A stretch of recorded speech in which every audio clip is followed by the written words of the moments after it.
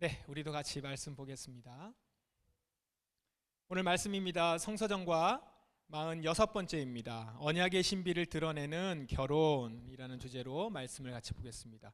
오늘 본문은 결혼에 대해서 나눕니다. 결혼에 대해서 오늘 나옵니다. 지난주에 우리 말씀 주제가 천국과 지옥이었거든요. 그것에 대해 나눴는데 오늘 결혼, 이게 좀 이어지는 것 같습니까? 천국과 지옥, 결혼 이렇게 이어지는 것 같으세요? 제가 PPT를 계속 연결해서 보거든요. 마지막이 이거였습니다. 지옥에서는 벌레도 죽지 않으며 불이 꺼지지도 않는다. 모든 사람이 소금 절이듯 불로 절여질 것이다. 결혼과 연관시켜 보시면서 어떻습니까? 뭐가 좀 연관이 되는 것 같습니까? 아닌 것 같기도 하고 그런 것 같기도 하고 예능 프로그램 중에 결혼 지옥이라는 것도 있던데 오늘 우리가 보는 말씀에서 결혼은 어떤 의미인지 같이 좀 보시면 좋겠습니다. 본문은 바리새파 사람들이 예수님을 찾아오는 것으로 이렇게 시작을 하죠. 오랜만에 바리새인들이 우리 말씀에 출연했습니다. 바리새파 사람들이 예수님께 올 때 항상 그랬듯이, 대개 그랬듯이 예수님을 시험하려는 목적으로 왔죠. 지금도 오늘도 그 목적입니다. 이렇게 묻습니다. 사람이 아내와 이혼하는 것이 옳습니까? 이혼 문제를 지금 제기하고 있는데요. 이것은 매우 민감한 문제죠. 현대 우리들에게도 지금 민감한 문제인데 하물며 고대 유대인들 사회에서는 이게 어떻겠습니까? 시험하려고 질문하는 바리새인들, 그들에게 예수님이 되묻습니다. 모세가 너희에게 어떻게 명령했냐? 바리새파 사람들이 대답하죠. 모세는, 그러니까 율법을 얘기하는 거죠. 모세는 남자가 이혼 증서를 써준 다음에 여자를 보내도록 허락했습니다. 이혼 증서를 써주면 여자를 보낼 수 있다, 이혼할 수 있다, 이렇게 얘기했다는 거예요. 바리새인들이 이 말을 하자 예수님께서는 모세가 그렇게 말하는 것은 그들의 마음이 굳어져 있어서 그런 명령을 쓴 것이다 라고 설명합니다. 이게 무슨 말이냐면 당시 사람들의 마음이 굳어 있었기 때문에 결혼에 대한 최선의 답을 주면 받아들이지 못한다는 거죠. 그래서 차선의 대답을 한 것이다 라는 겁니다. 다시 말해서 예수님이 말씀하시는 것은 구약의 율법이 본질적으로는 이혼을 허용하는 것이 아니다 라는 거죠. 그냥 모세의 말씀만 보면 이혼도 가능하다라는 것처럼 보이지만 사실 그건 차선이었지, 진짜 말하려고 하는 건 이혼을 말하려고 하는 게 아니다라는 거죠. 그러면서 예수님은 이혼이 아니라 결혼에 대해서 진정한 의미를 설명을 하시죠. 하나님께서 세상을 만드실 때부터 남자와 여자를 만드셨다. 그러므로 남자가 자기 아버지와 어머니를 떠나 아내와 더불어 둘이 한 몸이 될 것이다. 이 말씀이 있죠. 따라서 더 이상 둘이 아니라 한 몸이다. 그러므로 하나님께서 하나로 만드신 것을 사람이 가르지 마라. 하나님께서 세상을 만드실 때부터 남자와 여자를 만드셨고 남자가 자기 부모를 떠나서 아내와 한 몸이 되게 하셨으니 하나님께서 하나로 만드신 것을 사람이 임의로 가를 수 없다라는 거예요. 다시 말해서 예수님은 지금 결혼은 하나님께서 만드신 언약이기 때문에 사람이 깨뜨릴 수 없다라는 것을 지금 천명하시는 거예요. 언약이다라는 거죠. 그래서 사람이 깨뜨릴 수 있는 것이 아니다. 결혼은 두 사람 사이에 맺은 약속의 차원을 넘어선다는 거예요. 하나님 앞에서 세운 언약이라는 겁니다. 이것을 그림으로 표현하면 이렇습니다. 지금 이 그림을 아마 새싹반 어린이들도 그리고 틴저반도 보고 있을 텐데요. 왼편은 결혼을 남녀 두 사람 사이의 약속 이렇게 바라보는 것이고요. 오른편은 남녀 두 사람이 하나님 앞에서 맺은 언약이다라는 것을 보는 것입니다. 반대로 되어 있군요. 여러분들 그렇게 보시는 건가요? 제가 이렇게 보이는 거군요. 맞습니다. 왼편처럼 결혼을 남녀 두 사람이 세운 언약이라고 생각한다면 두 사람은 각각 상대방과 맺은 약속만 지키면 되겠죠. 그렇지만 오른편처럼 결혼이 하나님 앞에서 두 사람이 한 약속이라고 본다면 남녀 각자는 이중 언약을 맺은 거예요. 상대방과 맺은 언약, 그리고 하나님과 맺은 언약. 따라서 남녀 두 사람은 서로에게 한 약속을 지켜야 하는 것이고 동시에 하나님과 한 약속을 지켜야 하는 것이다. 이중 언약이다라는 거예요. 남녀가 두 사람 사이의 언약만 생각한다면 상황에 따라서 그 약속은 못 지킬 수도 있어요. 그래서 쉽게 이혼하는 가정이 많죠? 아니면 이혼은 안 했지만 건강한 결혼 관계를 계속해서 만들어가기 위한 노력 없이 그냥 남남처럼 살아가고 별거인처럼 살아가는 경우도 많잖아요. 하지만 남녀가 하나님 앞에서 세운 언약이라는 것을 생각한다면 상황이 어렵더라도 그들은 이 언약을 쉽게 포기하지 않을 거라는 거죠. 왜냐하면 이것은 서로에게 세운 언약뿐만 아니라 하나님과 맺은 언약을 생각하기 때문입니다. 무엇보다도 놀라운 사실은 하나님 앞에서 언약을 세운 자들은 하나님의 도우심을 받습니다. 두 사람이 하나님 앞에서 언약을 지키려 할 때 하나님은 그 두 사람이 이 언약을 지킬 수 있도록 도우십니다. 전능하신 하나님의 도우심을 받는 부부와 그렇지 못한 부부가 어떻게 같겠습니까? 비록 시간은 걸릴 수 있지만 분명 하나님의 도우심을 힘입어서 두 사람의 갈등 관계는 결국 회복과 성장으로 나아갈 수 있게 될 것입니다. 갈등 때문에 쉽게 포기해버리거나 서로의 문제를 덮고 살아가지 않는다라는 것이죠. 하나님은 언약의 하나님이십니다. 이 말은 하나님은 약속을 신실하게 지키시는 분이라는 거예요. 우리 지난주 목요일 날 성서정과 말씀 한번 기억해 보세요. 아브라함과 사라 얘기, 아비멜렉 얘기가 나왔습니다. 아브라함은 자기가 아비멜렉에게 혹시 죽을까 두려워서 하나님과 맺은 언약을 망각하고 아내 사라를 아비멜렉에게 누이라 속이고 이렇게 줍니다. 결혼 관계가 깨져버릴 위기에 빠져버린 것이죠. 둘 사이에 아브라함과 사라 사이에 자녀도 약속이 됐었지만 그것도 문제가 생길 수 있는 겁니다. 지금 상황에서. 그런데 이때 어떻습니까? 아브라함과 언약을 세우셨던 하나님이 직접 개입하시죠. 아비멜렉의 꿈에 나타나셔서 사라를 돌려보내라, 안 그러면 큰 화가 있을 것이다 경고하시죠. 직접 경고하십니다. 그래서 깜짝 놀란 아비멜렉은 자기는 누이인지 아내인지 몰랐다. 누이라고 해서 나는 아내로 취한 것이다 이러면서 사라를 다시 돌려보내고 아브라함을 원망하면서 왜 나한테 속였냐 이러면서 선물까지 주죠. 그래서 빨리 가라고 그러죠. 이렇게 하나님은 아브라함과 맺은 언약이 깨지지 않도록 신실하게 일하신단 말이에요. 개입하시고 일하셔서 하나님이 당신의 자녀들이 자신과 세운 언약이 지켜지도록, 혹 사람들이 지키지 못할 경우에는 하나님이 직접 개입하셔서 이렇게 지키도록 일하신다라는 거예요. 이렇게 신실하게 하나님이 아브라함과 맺은 언약을 지키시는 것이 어떤 결과로 나타났습니까? 아브라함의 계보에서 예수 그리스도가 나신 것으로 나타났죠. 그리고 그 예수를 믿는 자들은 누구든지 차별 없이 약속의 자녀가 되지 않았습니까? 하나님은 예수 그리스도로 이루어질 약속을 성취하시기 위해서 아브라함으로부터 시작해서 거의 2000년 동안 인간의 역사 가운데서 신실하고 성실하게 일하셨던 것입니다. 그리고 지금도, 그리고 앞으로도 마지막 그 나라가 오기까지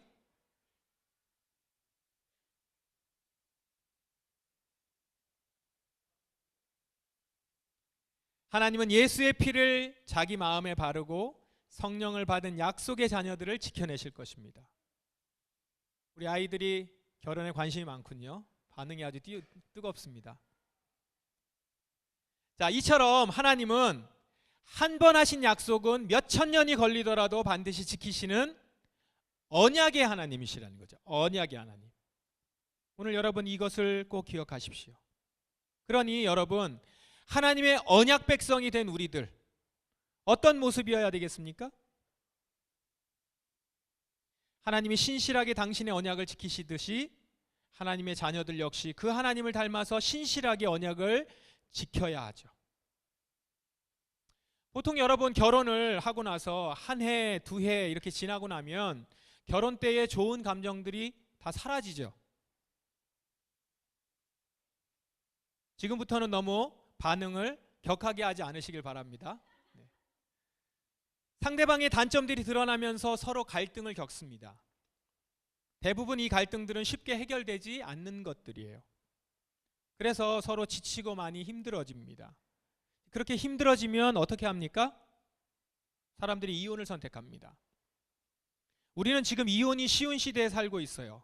방송에서도 예능 프로 소재로까지도 자주 다루어질 정도로 아주 흔한 일이 되어버렸습니다. 이혼을 안 한 부부 중에도 이혼만 안 했지 이혼과는 다를 바 없이 별거인처럼 살아가는 부부들도 많이 있죠. 우리 주변에 흔하게 봅니다. 그런데 하나님의 자녀들은 어떻게 한다고요? 하나님의 자녀들은 이때부터 언약을 생각합니다. 상대방과 한 언약, 그리고 하나님과 내가 맺은 언약. 우리 결혼의 동기가 어떤 좋은 감정, 사랑하는 마음 이것이 아니라 언약이 동기가 된다는 것이죠. 내가 결혼을 유지하고 결혼 관계를 계속해서 맺어가고 있는 것이 언약이 동기가 된다. 이게 언약의 하나님을 믿는 자들이 그 앞에서 결혼한 모습의 태도라는 것이죠. 비록 상대가 내 마음에 들지 않고 나에게 맞지 않는다고 생각이 되죠. 그렇지만 그 결혼은 그냥 그 사람과의 맺은 약속만이 아니라 하나님과 맺은 언약이라는 것입니다.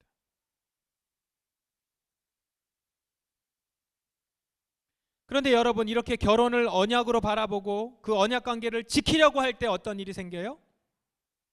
여기서부터 인격적인 성숙이 일어납니다. 갈등의 시간 앞에서 정말 잘 들여다보면 뼈저리게 깨닫게 되는 것이 있어요. 그게 뭡니까? 내가 죄인이라는 사실이에요. 여러분, 죄인이라는 것, 여러분이 죄인이다라고 하니 죄인이라는 말은 단지 하나님 나라에 들어가냐 못 가냐 문제로만 생각하지 마십시오. 내가 죄인인 것은 내 삶 전반에 걸쳐서 영향을 미쳐요. 그리고 특별히 이 결혼 생활에서 아주 도드라지게 드러납니다. 죄의 가장 큰 특징이 뭡니까? 자기중심성이에요. 교만입니다. 상대방보다 내가 낫다는 교만, 그리고 나를 먼저 생각하고 내 입장에서 생각하는 지독한 자기중심성이 드러나요. 결혼 생활에서 이것이 정말 그대로 드러나지 않을 수 없는 거예요. 이걸 가리려고 해도 1, 2년은 가릴 수 있을지 몰라도 계속 시간이 지나면서 결국 드러나게 돼요. 생각해 보세요. 죄인인 내가 사랑에 빠졌다고 갑자기 천사가 돼요? 아니에요. 한때 자신이 천사가 된 것처럼 착각해요. 처음 연애를 하면 잠깐 동안 이 도파민이 과다 방출되잖아요. 그래서 이제 판단력이 마비됩니다. 실질적으로 그렇죠? 생리적으로. 말 그대로 정말 착각하죠. 이때를 정신 바짝 차려야 결혼이라는 실수를 안 하는데 다 이제 그때 탁 돌아서 결혼을 하죠. 상대도 속고 나도 속아요. 아, 내가 이렇게 이타적인 사람이었다니.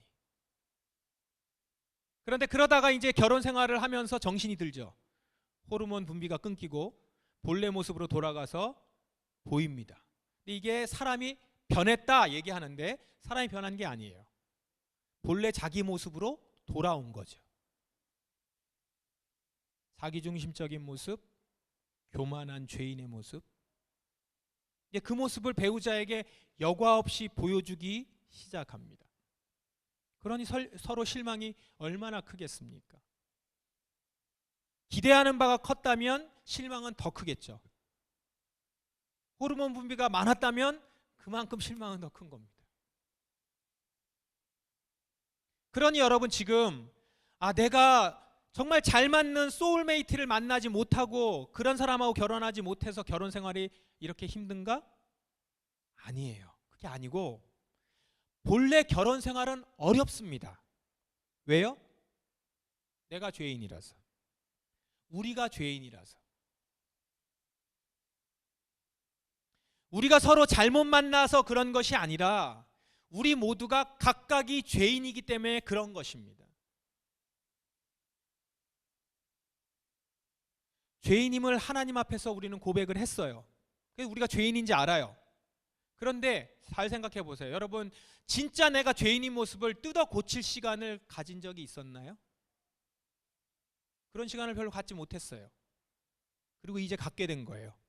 어디서요? 결혼 생활에서. 이제 비로소 인격이 성숙해지는 시간을 갖는 겁니다. 하나님 앞에서 언약을 맺은 이 결혼 생활에서.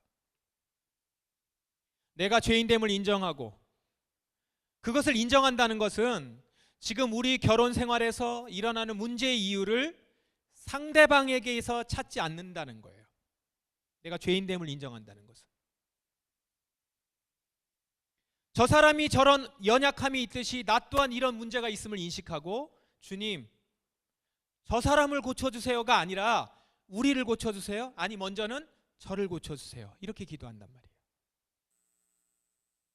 이렇게 하나씩 내 안에서 튀어나오는 죄인된 모습, 상처로 인한 쓴뿌리, 연약한 성품, 하나님 앞에서 하나하나 치료해 나가는 것입니다. 부부가 서로 각자가 그런 시간을 갖고, 때로는 상대방의 연약함을 보게 되잖아요. 그런데 그것을 정죄하는 것이 아니라, 우리 결혼 생활에 가해자로 탓을 하는 것이 아니라 우리의 약함을 함께 품고 그 연약함을 주께서 고치시도록 주께 들고 나아가는 것이죠. 그래서 정말 십자가를 지는 겁니다. 자기를 부인하고 회개하고 용서하고 사랑하고 피차 서로 섬기는 가운데, 그렇게 하나님의 자녀로서 하나님 앞에서 두 사람이 성숙해져 가는 것이죠. 이것이 하나님의 뜻입니다. 그러면서 우리는 어느새 서로의 모난 부분들이 깎이면서 인격의 성숙이 일어나게 되죠. 그러면서 하나님이 그 남자를, 그 여자를 만드시면서 바라보시는 모습이 드디어 나오기 시작하는 것입니다. 본래 빚었던 모습이 이제 나오는 거죠. 숨겨졌고 가려졌고 죄로 말미암아 덕지덕지 붙어 있었던 것들이 하나하나 벗겨지면서 본래 하나님의 형상다운 모습들이 나오는 것이죠. 그때 보게 됩니다. 그때 깨닫게 돼요. 하나님께서 우리 두 사람을 만나게 하셔서 이루시려고 하신 선한 뜻이 있었구나라는 것을. 우리 가정을 통해서 이루고자 하시는 선하신 당신의 목적을 알게 되는 겁니다. 여러분, 이거 결혼하면서부터 하자마자 알게 되는 게 아니에요. 하나님의 뜻을 알고 나서 결혼 생활을 시작하는 것이 아니라, 만나게 하신 후 우리의 만남 가운데서 계속 하나님 앞에 언약을 이뤄가는 가운데서 한 사람 한 사람이 그 가운데 하나님의 형상을 발견하게 되고, 죄가 벗겨지는 가운데서 나의 죄인됨을 순간순간 고백하면서 자기 십자가를 지는 가운데 하나님의 선한 뜻을 발견하게 되는 것입니다. 그때 알게 되는 거죠. 이게 복음이구나. 복음의 능력이 이런 거구나. 복음의 신비가 이런 거구나 깨닫게 되는 겁니다. 남자가 자기 아버지와 어머니를 떠나 아내와 더불어 둘이 한 몸이 된다. 이 말씀이 이런 거구나. 말씀의 능력을 경험하죠. 그래서 그렇게 두 사람은 하나님 앞에서 온전한 인간이 되어가는 것입니다.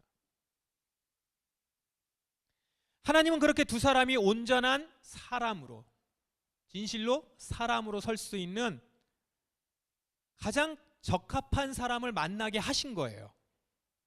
여러분의 배우자가 바로 그 사람입니다. 나를 온전한 사람으로 만들게 하는 가장 적합한 사람. 아무리 잘나고 훌륭한 남자, 여자라 할지라도 그 사람이 나와 맞느냐는 전혀 다른 문제입니다. 여러분, 아무리 멋진 조각이면 뭐합니까? 그 자리에 맞는 조각이 아니면 아무 쓸모없는 조각인 거예요. 나한테 맞는 조각이어야 되는 거죠. 나와 맞는 사람인 것이 중요하지, 저 사람이 괜찮은 사람이냐, 그게 중요한 게 아니에요. 그러므로 여러분이 하나님의 인도하심을 믿는다면, 하나님이 나를 인도하신다는 걸 믿는다면, 하나님은 우리 각 사람에게 꼭 맞는, 딱 맞는 배우자를 주셨음을 믿으시기 바랍니다. 그걸 믿으시기 바랍니다. 체념하라는 것이 아니라 믿으시기 바랍니다. 제가 말씀에는 가로치고 아멘이라고 적어놨는데, 상대가 여러모로 모질이고 그러나 나 또한 여러모로 부족하지만 주님께서는 내게 꼭 맞는 사람을 배우자로 붙여주신 거예요. 나의 배우자는 나에게 없는 것을 가져서 나를 완벽하게 보완해 줄 수 있는 사람입니다. 각각을 볼 때는 부족하죠. 그런데 진짜 하나가 되면, 하나님의 선하신 뜻에서 진짜 하나가 되면 비로소 하나님이 우리를 완벽한 짝으로 내게 붙여주셨다는 걸 알게 될 것입니다. 이게 우리 배우자와의 둘의 선하신 하나님의 목적이에요.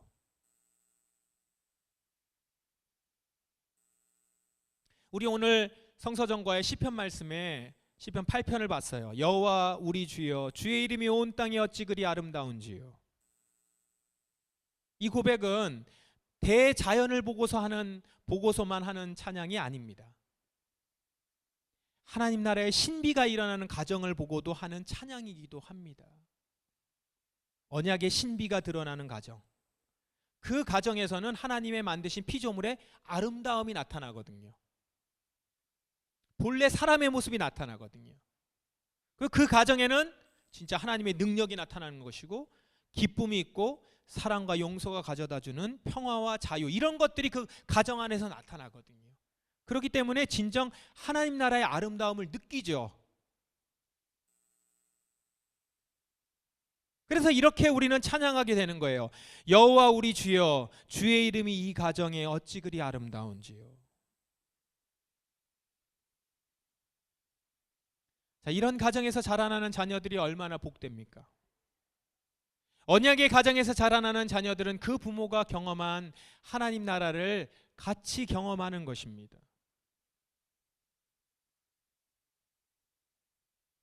조벽 교수라고 행복연구소라는 부부치료 심리상담 센터를 운영하는 분이 있습니다. 이분이 많은 사람들을 상담하고 또한 그 심리치료를 하다 보면서 이렇게 말합니다. 문제가 있는 어린이들이 많이 있는데, 문제가 있는 어린이의 원인을 찾아보면 그 교수님 얘기가 그래요. 100% 부모가 서로 많이 싸운다는 거예요. 자녀들 앞에서 큰 소리로 싸움을 하고 다툼을 하고 비난을 하고, 이런 부모의 잦은 다툼은 자녀로 하여금 낮은 자아 존중감, 불안, 스트레스, 대인관계의 어려움, 이런 것들을 초래한다고 해요. 깨진 가정, 서로의 탓을 하며 싸우는 가정, 자녀들은 그 가운데서, 그 가정에서 불행과 슬픔을 경험하는 겁니다. 우리 집이 가난해서, 우리 집이 조금 모자라서, 그래서 슬픔을 경험하는 게 아니고요. 하나님 나라를 경험하도록 우리에게 가정을 주셨거든요. 나중에 너희들이 경험할 하나님 나라가 이거야 라고 주셨는데, 그 하나님 나라를 경험해야 될 가정에서 지옥을 경험하는 것이니까 이 얼마나 손해입니까? 하나님을 아버지라고 부르는데 온전한 모습을 가정에서 보지 못하는 거예요. 아버지의 모습을 온전히 보지 못하니까. 어머니의 모습을. 오늘 이렇게 결혼 이야기를 하면, 그럼 결혼을 안 한 싱글들, 그리고 지금 싱글로 있는 분들에게는 그럼 인격이 성숙할 기회가 없냐라고 질문할 수가 있습니다. 그런데 그렇지 않죠. 독신이었던 사도 바울은 독신이었습니다. 그가 결혼과 영성에 대해서 이야기하면서 이렇게 자신감 있게 얘기해요. 나는 모든 사람이 나처럼 지내기를 바랍니다. 독신으로 지내길 바란다는 거예요. 이 말은 뭐냐면, 자신에게 특별한 사명이 있음을 알고 결혼을 통해서 서로 맞추고 애를 쓰는 에너지를 오롯이 하나님과의 관계를 깊이 하는 데 쏟으라는 말이에요. 그런데 그렇게 하나님이 주신 사명을 오롯이 그 사명을 감당하는 데 쓰는 중에 그 가운데서 우리의 모난 성품과 인격들이 다듬어진다라는 거죠. 사도 바울이 이걸 경험했거든요. 내 생각을 내려놓고 주님의 말씀을 순종하는 자리로 가는 자기 부인을 통해서 우리 안에 숨겨진 하나님의 형상이 이제 드러나는 것이죠. 결혼 생활에서 경험하던 것들을 하나님 앞에서 직접 경험하는 것입니다. 때로는 하나님이 나의 남편이 되어주시고 나의 아내가 되어주셔서 그 안에서 또한 인격적인 그런 가름이 있고요. 또 결혼을 하지 않은 사람이 경험하는 하나님과의 특별한 만남들을 경험하고, 그래서 훌륭한 독신자들의 이 말들을 들어보면 저 사람 참 인격적으로 성숙한 독신자로서 살아가면서 참 훌륭한 삶을 산다라는 사람들의 이렇게 말들을 들어보고 조언을 들어보면 그 사람들이 가지고 있는 게 있어요. 지속적으로 하나님과 독대하는 시간들을 가져요. 그 앞에서 자신의 가지고 있는 감정들을 토로해 놓고 인격 대 인격으로의 만남을 어떻게 보면 사람과 사람과의 관계, 또 배우자의 관계로 가지면서 가져야 되는 시간들을 거기에 오롯이 쏟는 거죠. 그러면서 인격적인 성숙함을 경험했다는 걸 듣는 것이죠. 사도 바울은 아마 이걸 경험했기 때문에 자신 있게 말하는 것 같아요. 나는 모든 사람이 나처럼 지내기를 바랍니다. 어쩌면 그게 더 좋을 수도 있겠죠. 결혼한 사람은 결혼한 사람대로, 싱글이면 싱글인 대로 하나님과의 관계 가운데 언약 관계임을 기억하면서 인격이 다듬어지고 온전한 한 사람으로 세워지는 것입니다. 자, 오늘 말씀을 정리하고자 합니다. 결혼은 언약입니다. 여러분, 결혼은 남녀 두 사람 사이에 자신들끼리 세운 약속이나 계획이 아니에요. 하나님 앞에서 세운 언약입니다. 불신자들에게는 서로의 다름이 결혼을 깨는 이유가 되지만 성도에게는 서로의 다름은 오히려 하나님 앞에서 자신이 성숙해질 수 있는 기회가 됩니다. 그리고 하나님 나라의 복음의 신비를 경험할 수 있는 통로가 됩니다. 그러므로 결혼을 하나님 앞에서의 언약 관계로 대하는 가정 위에 하나님 나라가 임할 것입니다. 그리고 그 하나님 나라에서 예수님은 여러분의 자녀들을 팔에 안으시고 손을 얹어 축복하실 거예요.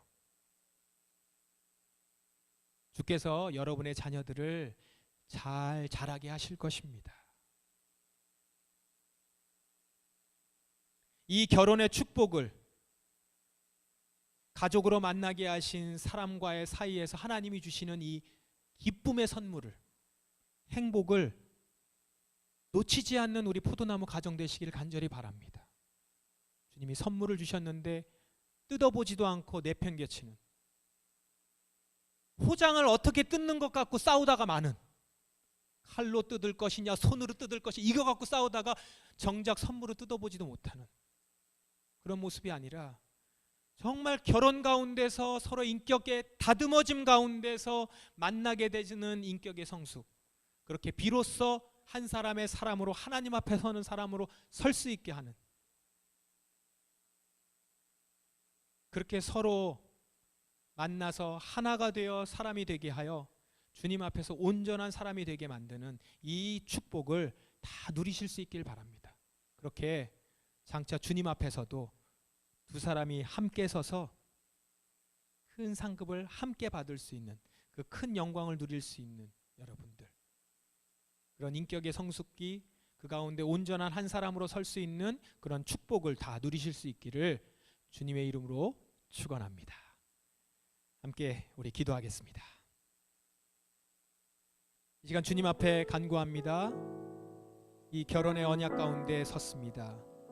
때로는 내가 그 결혼의 생활 가운데 실패를 경험하고 또는 어려움을 경험하고 단념하고 체념했던 여러 가지 일들이 있습니다. 그러나 나도 모르는 사이에 내가 하나님 앞에 약속했던 것들을 하나님 당신이 기억하고 계시고 그거를 내게 이루시려고 당신이 지금도 역사하신다는 것을 발견합니다. 이제 다시 하나님 앞에서 나의 결혼의 이 언약 관계를 보게 하여 주시고 주님 앞에서 이 언약 관계를 깨지 않으려 나아가는 자의 모습으로 주님이 내게 주신 선물들과 계획들을 다 받기를 원합니다. 주님, 저는 지금 결혼 생활을 하고 있지 않지만 하나님과의 깊은 만남 가운데 주님을 독대하여 만나게 하여 주시고 그 안에서 결혼으로 주시는 풍성한 선물들을 또 누릴 수 있도록 인도하여 주시옵소서. 이렇게 주님 앞에 나아가며 주님, 우리의 가정에 우리의 자녀들이 우리의 모난 부분들 때문에 깨어진 것들만 바라보며 커가지 아니하도록 우리의 자녀들은 당신의 손으로 안으시고 품어주셔서 각자 하나님께서 계획하신 대로 다 빚어주시고 만들어 주시옵소서. 이렇게 우리 앞에 주님 앞에 간구하며 간절히 소망하며 나아가십시다. 다같이 통성으로 기도하겠습니다. 하나님, 이 자리에서 이 시간 주님 앞에 기도합니다.